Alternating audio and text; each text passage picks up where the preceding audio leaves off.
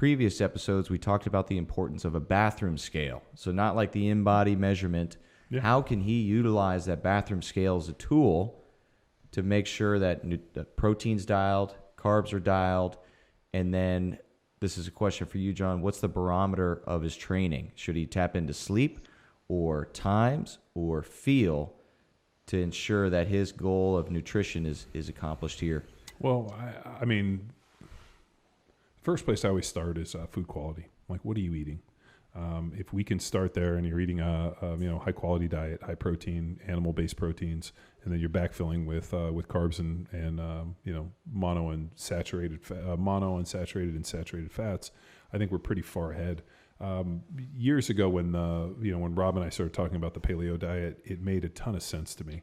Not from the 40,000 years ago, this is how our ancestors ate, but more from like a nutrient density, high quality foods, nutrient dense foods, foods that aren't going to cause gut irritation and a ton of problems down the road. So I think if we can just put them on a more nutrient dense diet, like something like the paleo diet, and I'll tell you, the thing that fucking was the death of the paleo deal wasn't the food, it was the fucking weirdos.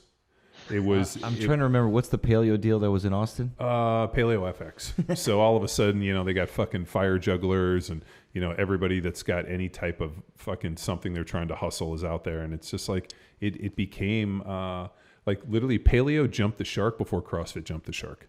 And as I was watching this thing, I'm like, dude, it makes a ton of sense. Not from an evolutionary standpoint as much, but just from the idea of nutrient density, it makes a ton of sense. And the problem is that paleo got kind of mixed up in the magic, where all of a sudden people started talking about magic, and next thing you know, these magic foods. The black box? Yeah, the whole magic food thing. And that was the death of it.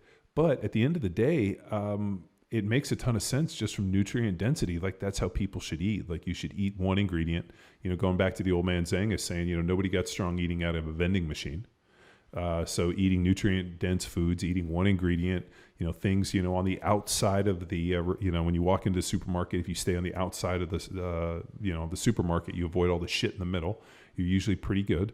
So, I mean, there were some really, really solid information in there. So for me, I'd say, hey, you know what? We're going to figure out what the most nutrient dense diet are. Are you eating a high protein diet? And then are you monitoring your calories, and are you weighing yourself?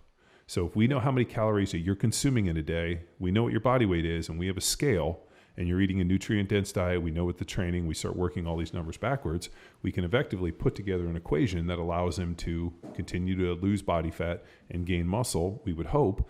The problem is that if you're doing that much aerobic work, any type of excess muscle that you're trying to gain is just getting fucking burned.